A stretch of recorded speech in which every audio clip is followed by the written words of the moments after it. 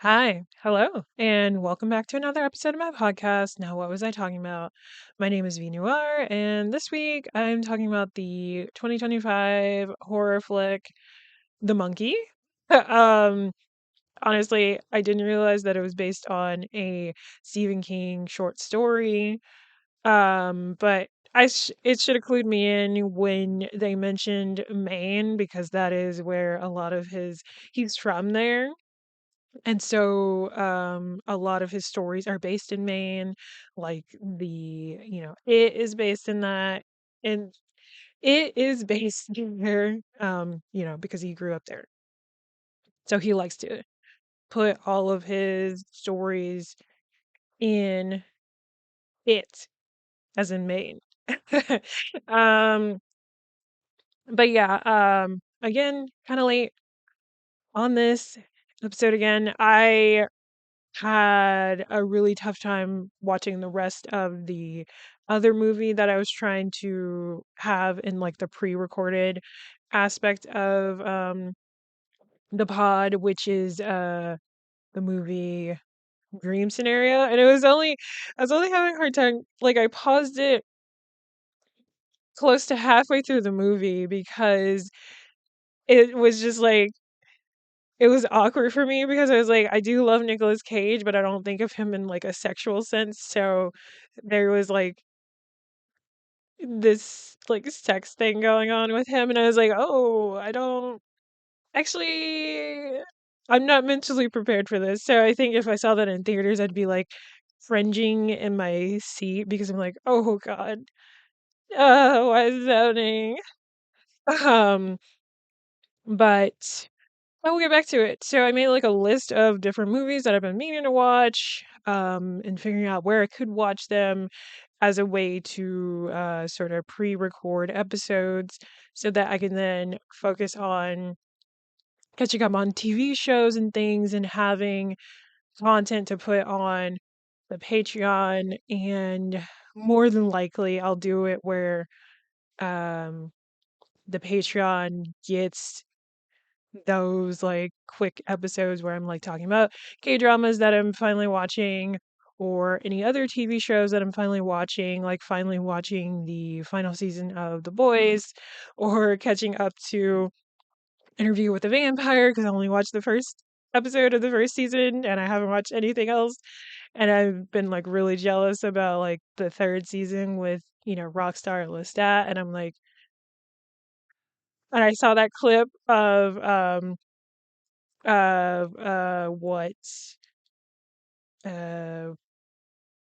what Akasha looks like in the movie, and I'm like, in the show, I mean, and I'm like, uh I'm so jealous. uh I'm like, what is the actor's name? Because I'm like, she's doing phenomenal. And this is the worst thing I clicked on. Oh, let me stop shaking my leg because it's shaking my desk, which means it's shaking my camera slash laptop.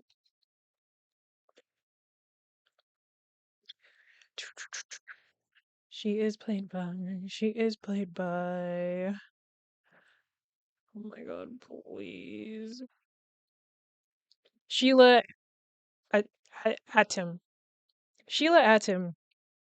Like, she looks like she's doing so good. And the fact that, I love how they made her look too. And I'm like, people were spoiling this for me. And the whole thing with Claudia and everything. I'm like, and I also need to finish reading the actual books. Um, too, because I'm like, I want to understand in the context. Like, actually, that's another reason why I'm trying to pre-record things because there's like there's trilogies that I want to talk about, and spending the time watching all of those and doing research and stuff takes a while.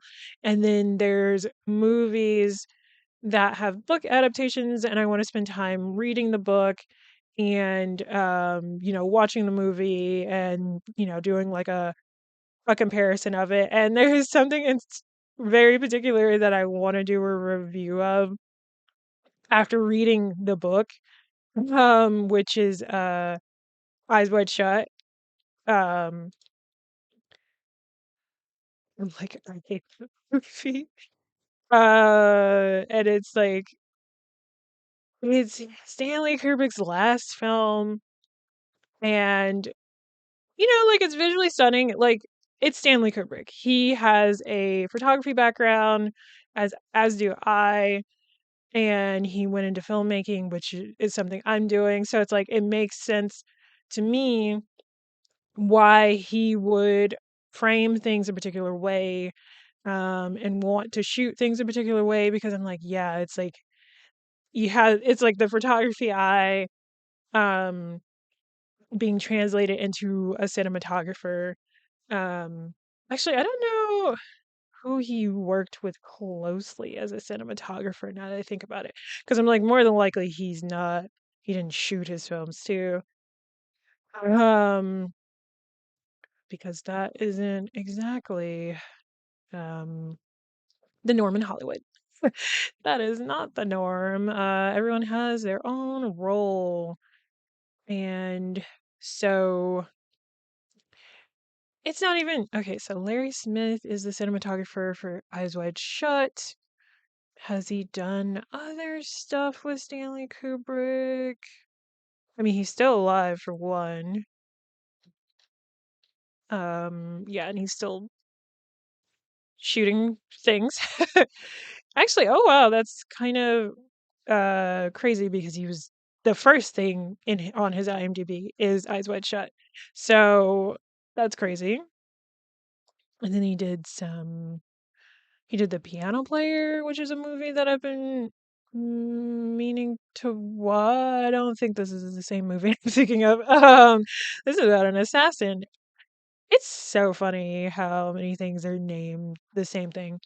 But anyway, so Eyes Wide Shut, it's just the concept of it all is just so dumb to me, because I'm like, what do you mean this man is crashing out over the fact that his wife had a thought about maybe sleeping with someone separate from him, her husband. And in the very beginning of the movie, we see him openly flirting with women in front of him and in front of her. And it's just like, the fuck? Very misogynistic. And it is, and then so like the history of Stanley Kubrick trying to make this movie and stuff is pretty long too, because the it's based on a book that I want to read, which is, why I'm talking about this, because I'm like, yeah, it's based on a book that I want to read. And what is the book called? It's called Dream Story. Initially first published in 1926. I'm like, damn, it was a long time ago. And yeah, I want to read that, because I'm like, what did Stanley Kubrick see in that story that really like he really wanted to make this movie? Like, what did he see in that? And can I see anything differently by, reading the book and then rewatching the movie? And also I found out that there's a different person made a different film based on the short story as well, and I'm like, I have to watch that. I have to see what this person did differently from Stanley Kubrick. But yeah, it's just like, I like, really? She didn't even actually cheat on you. She just thought about maybe doing it. And they're getting high or whatever, and joking or whatever with each other, and he's she says this. And mind you, this is like, it's Tom Cruise and Nicole Kidman, and I believe they divorced right before shooting this film, so it's like they have to act like a couple. And like, oh yeah, y'all are phenomenal actors. She's got to act like she loves him, even though they got a divorce. Um, right before filming that, so I'm like, that's kind of awkward, but it works. But yeah, I was just like, and I'm like, yeah, he just goes through this whole night where he's just like, oh, I had, he tries to get to the sex club or whatever, and oh my God, and the way that was like the most boring sex scene, like sex anything, I was like, is what this is so boring. I'm like, it looks so sexless, like I've been to, like ink dungeons and shit. I'm like, nothing about that was like erotic or sensual. I was just like, I hate this. No, I'm gonna I'm gonna save that for when I actually rewatch the film because I'm like, it's long as hell too. 2 hours and 40 minutes. Like, what are we doing? And oh, let me before I move on, because I'm like, where dream story? Um,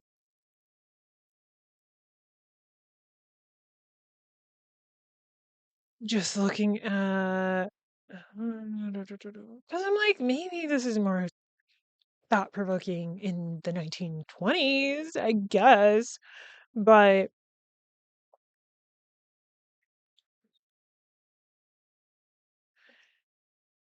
it's just, I swear there was another, I don't know why. Oh, let me go to adaptations.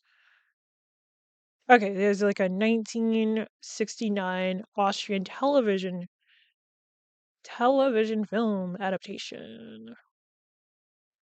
Oh, there's an Italian one too. And there's two Italian ones actually. So 1969, 1983, 1989, and then Stanley Kubrick's at 1999 for movies. And then this might mean a graphic novel. I don't know if I would go that far to read a graphic novel, but that might be interesting, I guess. And then, yeah, I don't I'm like it's so. Oh, but yeah, so like I want to do stuff like that. I want to talk about trilogies. Like I wanted to finally watch Old Boy, like the original movie, not the God, I'm so bad at remembering names. Spike Lee. There we go. I believe it was Spike Lee who did a adaptation of that. That wasn't good. Yep, it was Spike Lee. But yeah, the original Old Boy, that is a part of a trilogy. It's called like a Vengeance trilogy. They are only related thematically, not actually like I believe they're like in the same universe, but they're not actually um related in any way between like the characters and stuff. And so Old Boy, Lady Vengeance, and what was the other one? Production. It was like Justice for Mr. Vengeance or something. Box office. I'm like, I didn't intend to talk about this, and that's why I'm like, what are these things? Oh, media. Oh, it was like a Bollywood. Oh, it wasn't technically a remake, but they're like, so what the fuck is this? Oh, maybe if I go to the director. Oh, he looks like a nice guy. Oh, okay. There we go. Yeah, so I was right. It's the Vengeance trilogy. Sympathy for Mr. Vengeance is the first movie. Old Boy is the second movie, and Lady Vengeance is the third movie. I watched Lady Vengeance. I want to say I've seen Sympathy for Mr. Vengeance.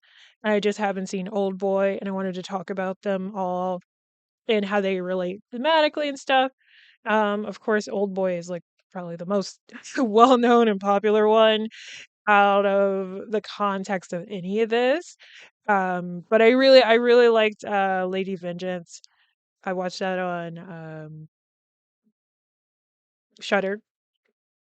There you go. It was really good. That one was about a woman who was imprisoned for something she didn't do. They thought she was like a child serial killer, but that killer is still at large. And then she finally gets released from prison, and then she goes after the guy.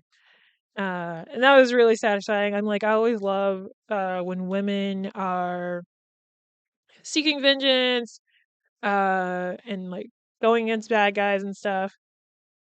Always a good time rather than, seeing women be victimized and ladies in distress or whatever. I'm like, let's at least like, can we have a fantasy at the very least of women, you know, doing good and like not doing good, but like kicking ass, and like killing their rapist or, someone who assaulted them or something. It's like we come to film and any sort of media that we consume for escapism, right? And entertainment, of course, and art, of course, and like let's not forget that.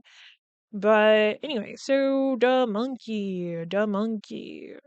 Into the synopsis, when twin brothers Bill and Hal find their father's old monkey toy in the attic, a series of gruesome deaths start. The siblings decide to throw the toy away and move on with their lives, growing apart over the years. And actually, what's crazy about the twins is that at least the young twins, because I was like, yeah, that's Theo James twice. Although I wasn't sure because he does a different voice for Bill, or like his voice is like slightly different. But for the young versions of himself, I was like, wait, they're supposed to be identical when it goes to adult him, them. But I really could not tell that it was Christian Convery uh twice because the boys' personalities are so very different and the way he behaves as them is so very different. It's like they do feel like two distinctly different people. And what's good about that too is because we follow the young boy's like story for like a good chunk of the movie, and his performances of the two of them really help you understand what kind of people Hal and Bill are. And I really was like, yeah, that must be two different little boys, right? And it's like, no, it's Christian Convery. And I'm like, oh, okay, that boy is talented. So he was young Victor Frankenstein in Guillermo del Toro's Frankenstein, and I was like, oh fuck, so he's just fucking good at acting, and he was in the show Sweet Tooth, on Netflix, which I haven't watched unfortunately, but I do remember hearing it was really good and really popular, and he was the main character in that. And one of his earliest roles is like as a ghost in Supernatural, as like a fun fact. And it's like, oh, that's weird and interesting. What kind of, well, it's not weird, but it's just interesting. I'm like, oh, that's really cool. And Theo James, he's our main character, and he is older, Hal and Bill. And he was someone that I was like, I feel like I know who he is, but I'm like, I felt like I knew him from more than just a Divergent movie series or whatever thing I hadn't watched. And I'm like, there's no reason I should just know who he is. Even if he is attractive, I'm like, I must have seen him in something. And it was the Underworld movies. I was like, "Oh, okay," because 'cause I'm like, I definitely watched those. I'm like, I knew you from something, but I really just couldn't place it. And looking at his IMDb, I was like, "Oh, wow." I didn't realize, like, for one, he's British. But I'm like the things that I watched him in, he doesn't have. I think he's British. I'm like I just said that and I was second guessing myself, but no, he does like a good American accent.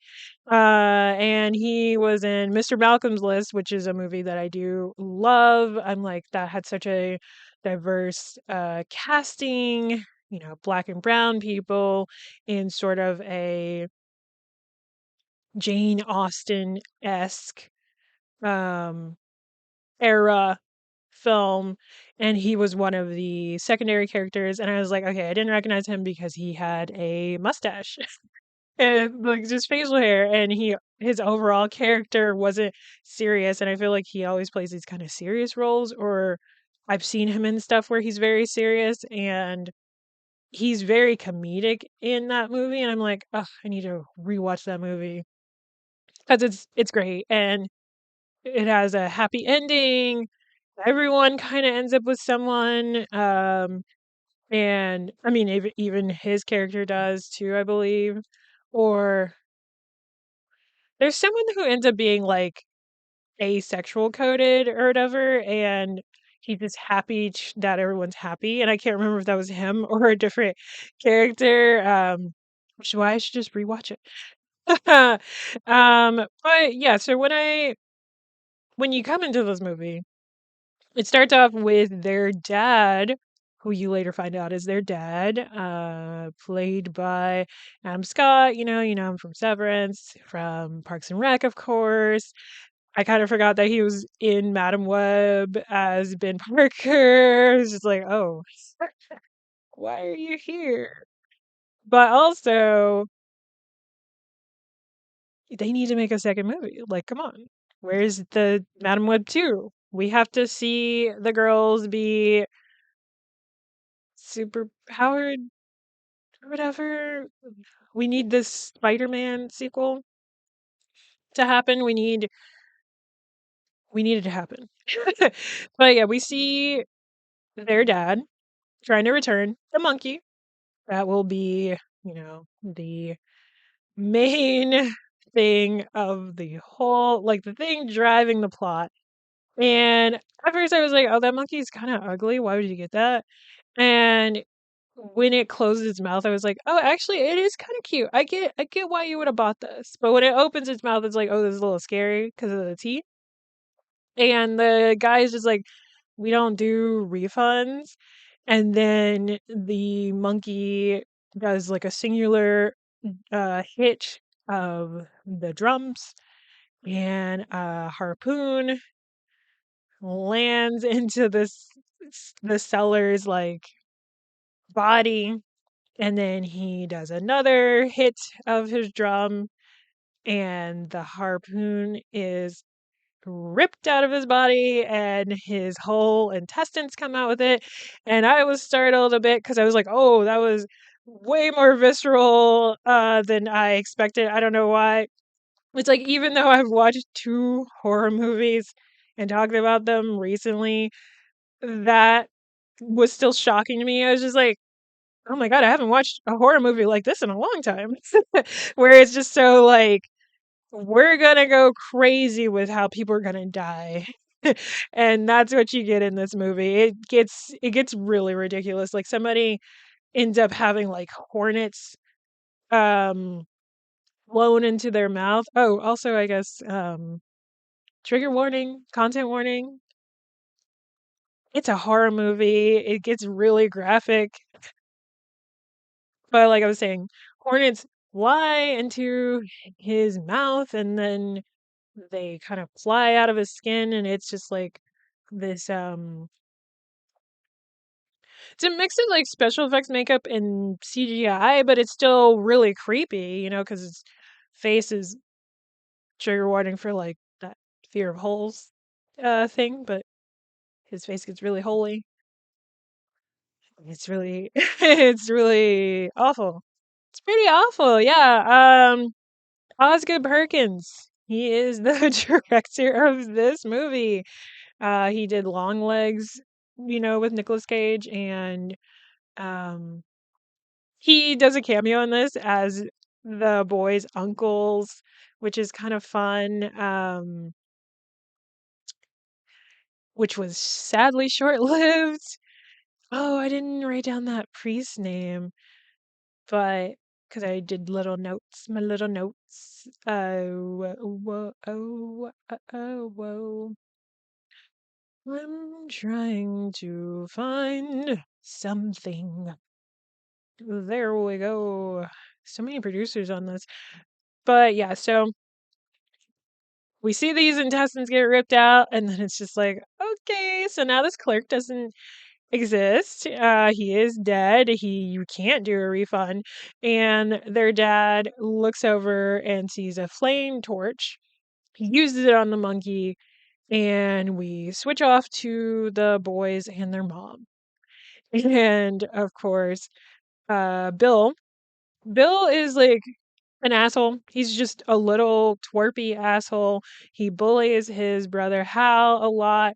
He, makes fun of Hal. He tells Hal that he's the reason their dad isn't coming back and all this stuff. Like, he's pretty awful. But they have a good relationship with their mom, whose name is Lois, played by Tatiana Maslany, who I wrote down was in Orphan Black. She was also in Parks and Rec, but only like 2 episodes. And she does voice acting. Uh, she did like something in BoJack Horseman briefly. Honestly, with horror, honestly, it's just really nice seeing a lot of like not as big named people in movies. It's like, wow, like let's give other people a chance. That's crazy. Because like a lot of the people in this have done mostly television and, or haven't been there's some people that haven't acted as long. It's more the smaller roles and then, they have kind of gone over to movies, which is really cool. But yes, I am trying to remember. Oh, yeah, yeah, yeah, yeah, yeah. So, yeah, so basically, their dad is gone. They don't know where he is, and we don't see the monkey yet. Yet. And so the boys are sort of just like, what am I saying? um, I just like started staring into space, not even like paying attention. But but yeah, the boys are just like rifling through their dad's stuff because he was a captain. Oh yeah, let me tell you his name in this. Captain Petey Shelbourne. So he would go all over the world and, send the family different things he would find. And all of a sudden, the boys discover the monkey. And it's like, oh, haha, what is this? And they turn the little knob on its back. It does nothing. It's like, shit. Well, we already kind of know. We're a little teed up for knowing that when it starts drumming, that something's going to happen. So nothing happened. And God, like, Bill was really just like an asshole. Like he was like, "Oh, you love this monkey. Say you want to do something with the monkey or something." I don't know. It was just like it was I was just like, "Oh, I hate this little boy." But I wasn't seeing that boy in Hal, so I was just like not even conflating the fact that this is an actor acting against himself, I was just like, I hate this little boy. He's a piece of he's a awful and like he's gonna grow up to be awful. That sucks. And like you gotta nip that shit in the bud. But also he was probably like, well, it's harder to do at that point. But like you gotta be more engaged in your children's lives, you guys. But oh yeah, so Hal is a little bit more attached to the monkey, or he's just like kind of curious about it, but not really. And Bill, says something dumb and forces him to admit that he wants. Oh, that's what it was. He was like, "Say you want this monkey's banana or whatever, or you want to eat this monkey's banana or something." Something stupid like that. And Hal does it, and Bill hands over the monkey, and then they go with their like babysitter because sh I don't know what their mom was doing actually, but she needed a night off, and they went off to this spot with their babysitter. I'm like, what was her name again? Babysitter Annie, played by Danica Dreyer. She's one of the people that I was thinking of when I was saying like these are mostly like people who mostly work on television, haven't done movies that much because she's been acting on TV at least since 2019, but I didn't see anything that I was recognized as like something, like really popular or anything like that, which I'm like, oh, that's cool. But it's like Bill has feelings for his babysitter, and it's like, yeah, of course you do, Bill. And they go off to this restaurant, and the cook is like sort of flirting with her. It's a hibachi place, and I'm like, damn, I've never gone to one of those, but it seems cool. I'm like, that seems kind of cool to see like a person cook your food in front of you and then serve it to you. I'm like, that's pretty sick. And yeah, the like chef is flirting with her, making the rice. Mm, he formed the rice into a heart, and then he put the little like spatula under it and made it look like it was like pumping. And I was like, oh, that's cute. That I love this. And I'm like, but this moment's gonna get ruined, isn't it? It's gonna get ruined. And of course it does, because the monkey had followed them. Hal didn't take it, but it was in the car, in the back seat with Hal for some reason, and it brought its arm up and down. And as the chef was going to, I guess, flip something off of the burner, the stove, the cooking plate. I'm like, what is that surface called? I don't know. I do know, but words are escaping me. I'm like, anyway, as he raised his arm to flip something, he ended up decapitating the babysitter. I'm like, okay, so that's just gonna change the trajectory of everyone's lives in this restaurant, and specifically those boys, because that's crazy. And so,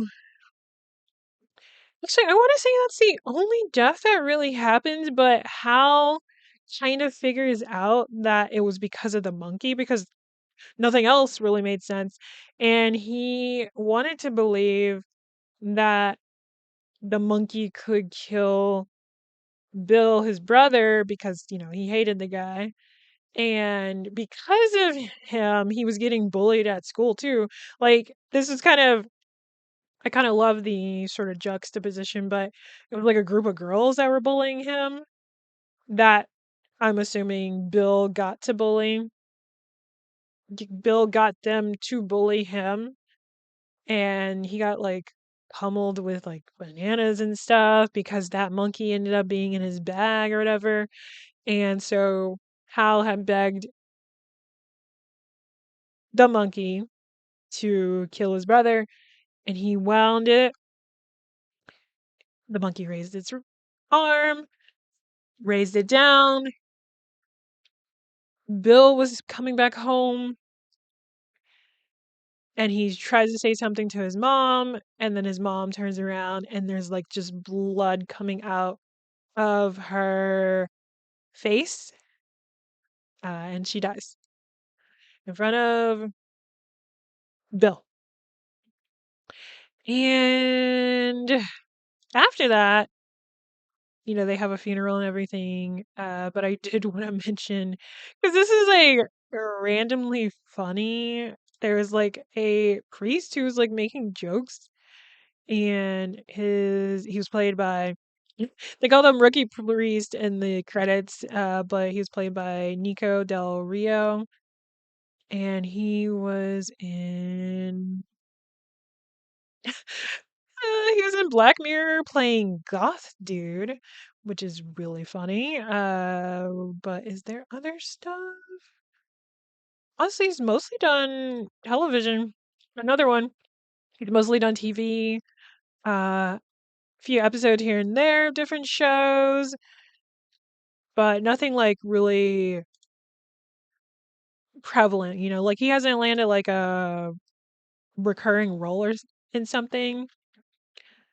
But I'm like, this man was funny, and he didn't need to be this funny, but he was just being really silly. And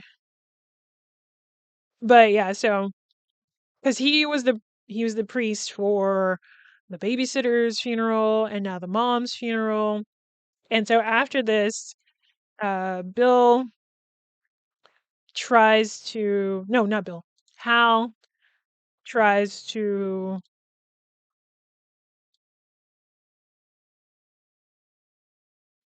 he tries to do something. Oh, he cuts up the monkey.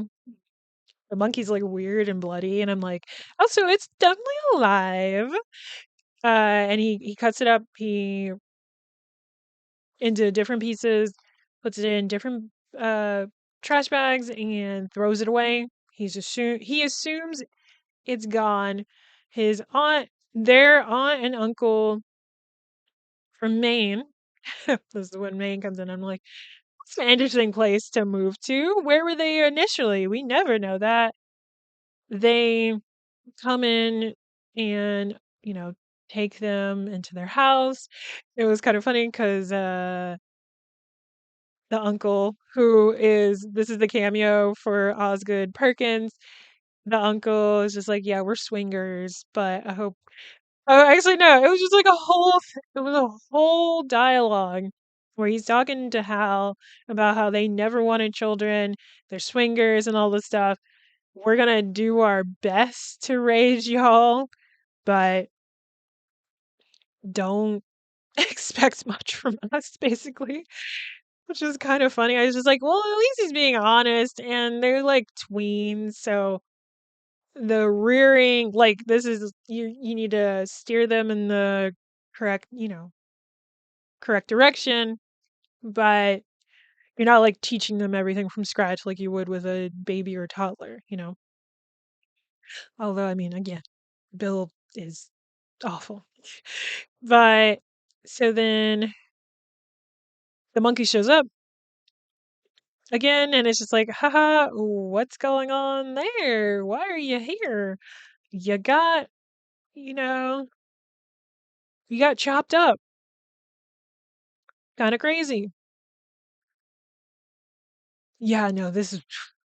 So then Bill winds it, and then their uncle dies, and I was like, okay, so I was really just like, I don't know how long Osgood Perkins is going to do this cameo, and then he gives himself like the most, like, kind of the craziest death a bit, because he dies by stampede. And let me see, let me go to my notes. I don't know why I didn't have my notes out before, but let me bring out my notes, because the way, like, this is crazy.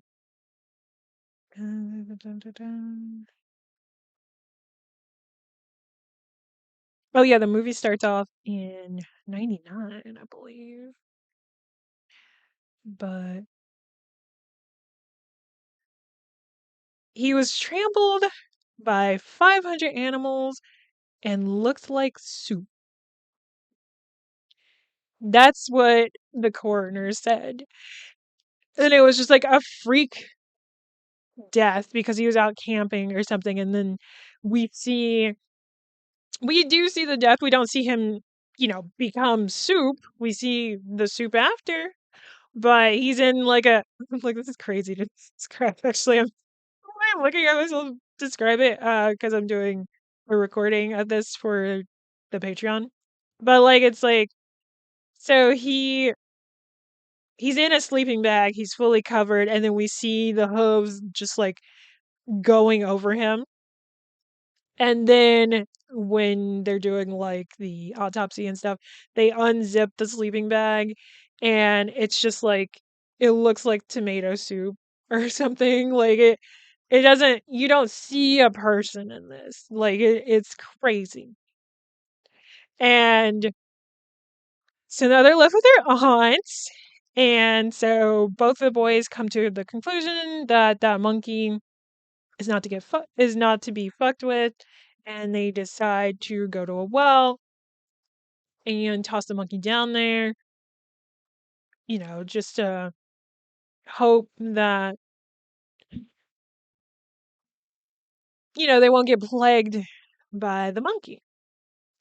And then it does a time jump 25 years into the future, and we see how working some customer service job, we don't really know what that job is. Now that I think about it. Oh yeah, I was like, the makeup on the aunt is poorly done. Oh, I didn't say what the aunt, who she is played by. Her name is Aunt Ida, and she's played by Sarah Levy, who was in Schitt's Creek and a lot of other television, which is really cool. Also, the uncle's name was Uncle Chip. I'm like, oh, I kind of love that. But yeah, so we jump forward in time. I didn't really like the makeup on her to age her up, but then we see her die in a freak accident because she hears like circus music. She goes down to the basement. She falls through the stairs. The monkey's down there, by the way. She falls through the stairs. All of these fish hooks end up on her face, and I'm like, I didn't even write this down. I'm just like going off memory. She comes back upstairs. She takes all the. I was like, is she gonna die like that? She doesn't. She comes upstairs. She takes all the fish hooks out of her face, and then she puts rubbing alcohol on it. And I'm like, if you can tell where I'm going with this from the rubbing alcohol, you are almost correct. And she, yeah. So she's like, that was crazy. She's all patched up. Did the rubbing alcohol. She had like the fish hooks all over her face too. She goes into the kitchen and her face is inflamed. She runs out of the house. She her one of her legs ends up stuck in something and then she trips and then is rams her whole self into like a sign postage and it goes through her head. Like that is crazy. And like I said, I feel like this movie was like, let's just do the craziest deaths possible. This felt like A Thousand Ways to Die. I like Loki missed that show, but I'm like Loki high key? No. But so the monkey's back. We That's when we switch to Hal and we see he has customer service job. He gets a call from a woman and turns out it's his ex and she's talking about how he needs to come and visit Petey, his son, and like all named after his dad. And apparently he only visits Petey once a year, so that time is coming up. I don't remember what the dream sequence is about.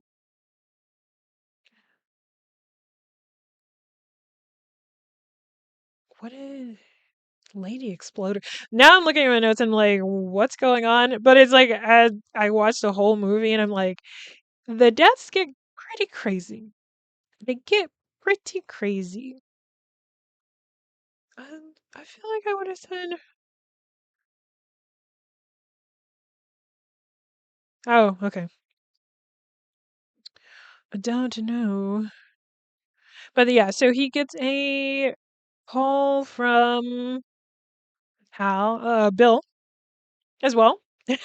He's like, "Oh, I haven't talked to you in like 10 years or something like that." I'm like, "Of course, y'all haven't talked. He's probably now like an older asshole."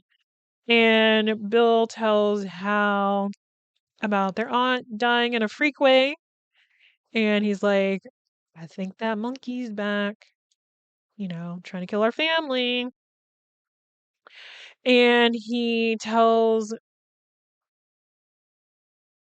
oh, haha, because I'm like reading the Wikipedia just to see if I missed anything. And I just don't know I guess I do know what it is, but we'll come back. So before that, the call between the two brothers, it's like, wow, it's been so long. Before that, Hal visits the house of his ex. Did I write down her name? I know I wrote down Elijah Wood because, oh yeah, Elijah Wood, who is Ted. He has all these books on like great parenting and being a great father and all this stuff, and they're obviously rich. And he's the new partner to his ex, who is played by Laura Manel. I did not write down anything for her. Whoopsie daisy. Um, oh, she's really pretty. Her IMDb photo is really gorgeous. Oh, she's in Watchmen. That's cool. Oh, she's in Man in the High Castle. Okay, okay. Nice. And I mean, yeah, it's Elijah Wood. I'm like, Lord of the Rings, all kinds of stuff. I'm like, it's Elijah Wood. And they were both briefly in the movie. So I'm like, okay, these were kind of like cameo, like really quick, uh, like higher paid people that showed up in this movie.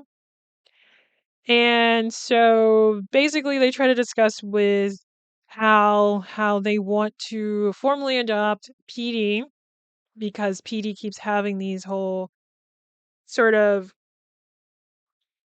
like Petey's hopeful to have a stronger relationship with his biological dad, and they don't like that he's being confused and everything, and they don't like that he has an attachment to Hal, even though Hal isn't doing a good job of communicating to Petey or anything like that or trying to be there for him. And they're just like, I mean, I think it fucking sucks though because like he's at least showing up once a year, but he's showing up, but they want to take that away from him as well. And I'm like, at least let him have the one day.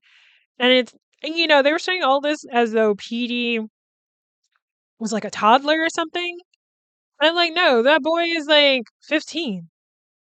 Let him decide whatever the fuck he wants to do. Like let him be curious about his biological dad. And like it's I didn't like what they were trying to do because it's like he can have two dads. And I'm like, Elijah Wood was kind of playing like a douchey. His name is Ted in this. I'm like, yeah, of course his name is Ted. Not to offend any Teds out there, but it was just like, this is awful. An awful situation because I'm like, okay, so you don't like that he wants his biological dad in his life and wants to know more about his biological dad? Are you jealous? He lives with you. He only sees his biological dad once a year. Like, fuck you. Anyway, so while he's picking up Petey and they're going off, they're gonna go to like a Halloween thing or something for his birthday. I did not write that down. And it's not on the wiki. They're gonna go do something for his birthday for like a week. And then it was gonna turn into the last week he's gonna spend with his son, basically. Like right as they were trying to do that, Hal gets contacted by Bill. That's when this conversation happens. And Bill insists on Hal going to Aunt Ida's house and everything. And it's like, wait, why do I have to do it? Why can't you do it? And he's just like, because I said so. And it's like, huh? This is weird. And of course, as he is making his way up to Aunt Ida's house, deaths start happening. And it's like, oh no, why are people dying crazy? And by the time he makes it to the house, oh, we do see a man buy it off of a estate sale. So we do see somebody get the monkey, and we have to assume that he's like twisting the crank and everything like that, and that's why all these bizarre deaths are happening.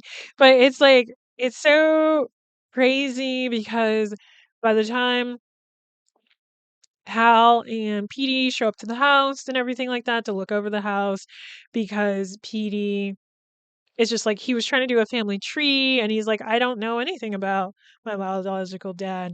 And so he wanted to experience at least the house he grew up in to have some level of understanding of his dad. And they he goes in the house. Oh my god, because he was doing the family tree assignment, and Hal was like, no, I don't have any siblings. A bold-faced lie in his face. And they literally go into the house, and he's like, there's two of him because there's still photos of the fucking family around. So now he's like upset. Or actually, no, not even the photo.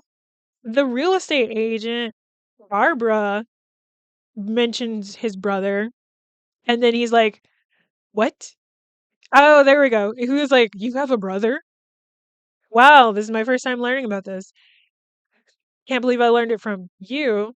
And then he goes into the house and he says, they're identical. That's what he says. He's like, they're identical. And, of course, he's fucking pissed.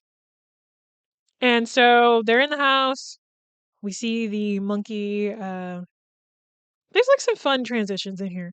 We see a scene of somebody turning the monkey thing, the thing on his back, whatever the fuck it's called.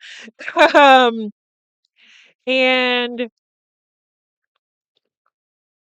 there is a closet door that opens, and it's Barbara and Hal at the closet door. And you kind of see this in the trailer too. And a shotgun falls down, and Barbara basically explodes. Yeah, so she explodes from this. And later on, the cops show up, and they're like, "So did you know there was weapons in the house?" And he's like, "I did not know." And they're like, "This is weird, which situation, but don't leave town." And then outside, there's like all these people. There's like cheerleaders and everything. Like it feels like the town is kind of like it's kind of a little culty. Everybody's just like excited, I guess, about how like these weird deaths are happening or something like that. It's like kind of weird and creepy. And so at some point, it just keeps accumulating. All these people die and stuff. And then it switches over to Bill's point of view. And it's like, oh, okay, so he's a little off his rocker. Cool. As it happens, and he realizes that Hal was the one that turned the key and was the reason that their mom died. So now he has a um, sort of a hyperfixation on a monkey. After they threw the monkey down the well, he climbed down the well, but the monkey was gone.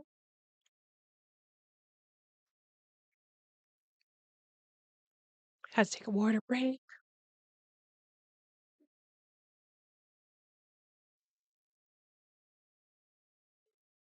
And so he has a ad in the phone book. I'm like, remember phone books? Um, called Mrs. Monkey, where he put out an ad because he's trying to find his monkey and he's gonna reward people. And so it's almost like he has this like kind of weird like he worships the monkey in a way. He's like, oh yes, bring death to my enemies, which is his brother basically. And the guy who bought the monkey is actually kind of working for him in a way. And oh yeah, I said he has anime bangs. Can he see? Because his hair was just like this, like all over his eyes, and I'm like, why are you talking right now? Like, how are you looking? You have a gun? Like, what are we doing? But yeah, that was yeah, I'm gonna get there, but this was kind of because the movie's about to wrap up too, actually, because I was like, where is this going? All these people are dying. Neither Hal or Petey is dying, but I was just like, I just don't want the boy to die. Like anybody else, but Petey doesn't deserve this. Obviously, I mean, it's surprising that Hal even had a family and like a child and everything like that, but obviously he wanted to stay away because he wanted to keep his son safe. And maybe their dad did something similar too, but the monkey still vanished. And so he basically, I called him the minion, but his name is like Thrasher slash Ricky, I guess.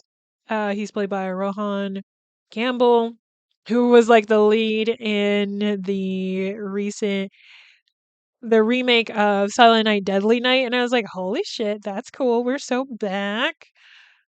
And he was in the Hardy Boys TV show, and he's also in like a Sabrina Carpenter music video called Taste, where he plays like a boyfriend in that. And he's done like a lot of television. But yeah, so he wants the monkey back because the monkey reminds him of his dad for some reason. And I was like, that's weird but interesting. And so he finds out where Hal is, dresses up as a cop, threatens Hal, and oh, okay. I was trying to remember.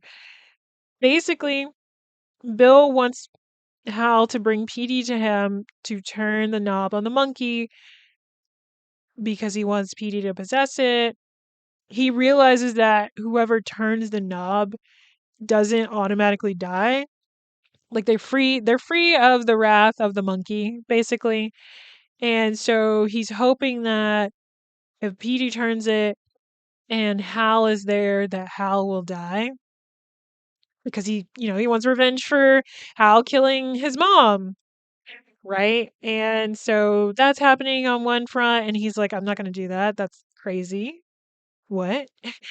That's happening on one front, and then Thrasher finds Hal, takes both of them gunpoint, Hal and Petey, takes them to the warehouse, and he's saying all these things, and Hal is like, I literally don't know anything about my brother, and he's like, how do you not know that's your brother? And it's like, they are estranged. I'm like, you know how that man is. Why do you think his brother would know anything about that? Or, be on the same level? Like, the man had decided as a child to continue to wear his funeral outfit because he thought that by doing that, he would prevent funerals to happen. And then he re-sewed it to his adult body, which is weird. And he has all these cameras set up in this warehouse, and the warehouse is like like booby trapped. There we go. Like kind of Home Alone, but violent booby trapped. And he,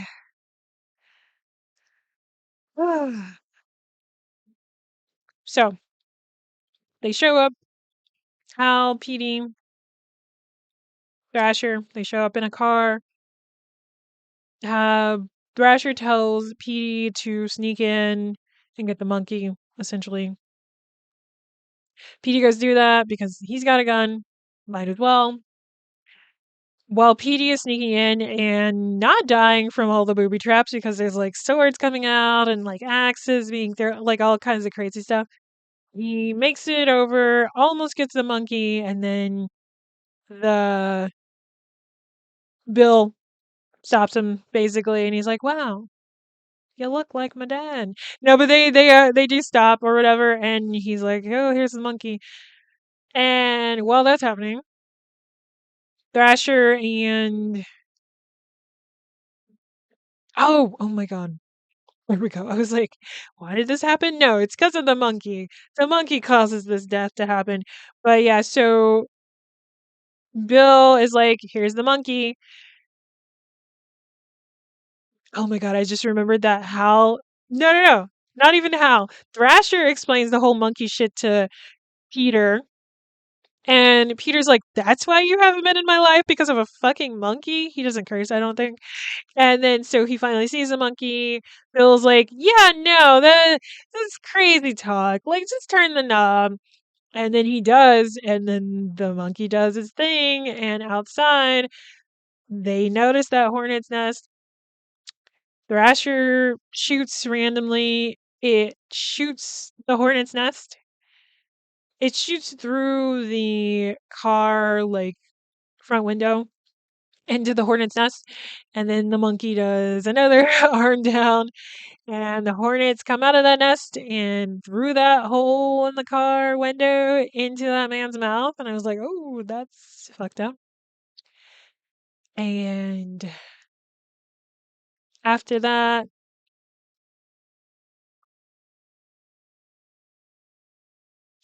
Hal gets out of the car, of course, because that's crazy. He takes the gun. He tries to sneak in through the doggy door, but Petey shows up, and I believe just opens the door. And the brothers finally confront each other, and of course, Bill is just like, yada yada, you killed my mom. And Hal's like, that was my mom too? And Bill's like, you're right. That was your mom. And then they sort of make up and everything like that. But the monkey's arm is still raised, so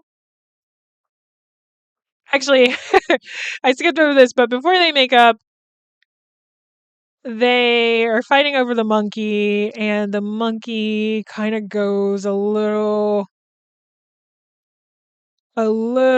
crazy, and it starts drumming so much. It starts drumming so much.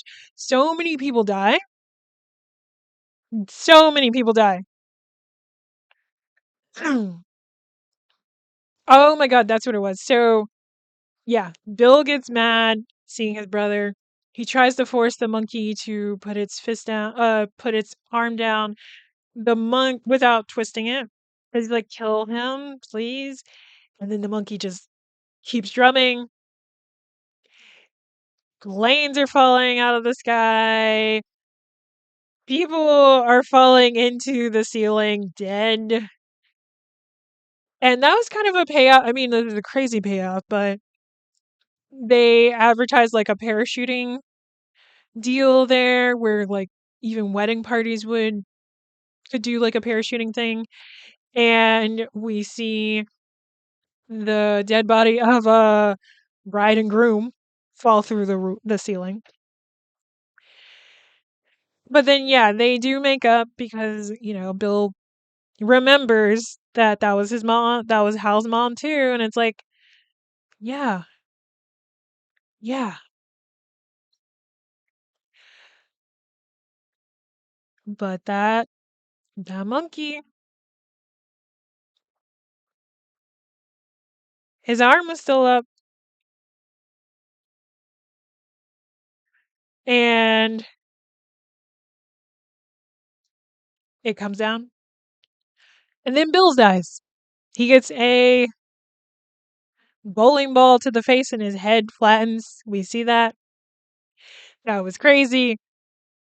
And then they leave. Petey and Hal leave. It was kind of, this was when the boys are fighting and everything and arguing with each other. We just see them. We never see Petey until like the very end. This is like, okay, that's changing the trajectory of that little boy's life too. That boy's life is not that little, but they leave that warehouse with the monkey, and Hal's just like, we're just gonna have to keep it safe. Like, we can't allow this to happen. Petey's just like, so he just killed the whole town. He just killed the whole town. And there's these like fires everywhere. A mom pushing a stroller with the inside of the stroller on fire. Cars ran into like trees and stuff. They get to a stoplight. There is a man on a white horse, and it's like, oh, okay, that's the, one of the four horsemen, literally death coming in. And that's the end of the movie. It just ends with like them being like, haha, that's crazy. There's just this monkey, and we're gonna have to just live with it. Crazy. um, yeah, no, it was a lot.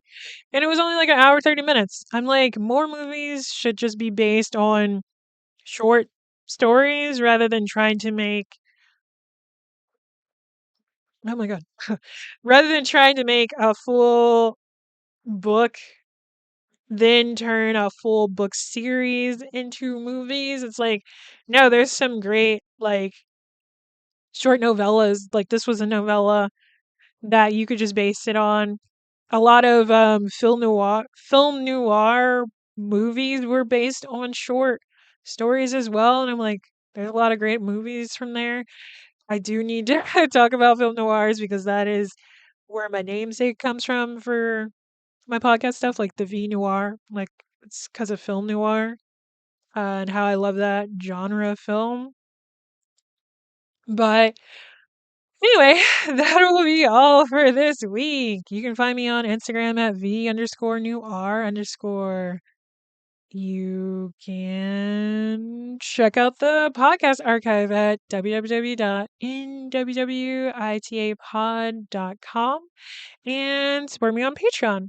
Patreon.com/VNoirs Film Club. Like I was saying earlier, I plan on doing, you know, just talking about shows that I'm watching, trying to keep up on. More than likely, it'll be like Patreon gets it a week before, and then I'll post it on YouTube, but I don't know. And I will see y'all next time. Bye.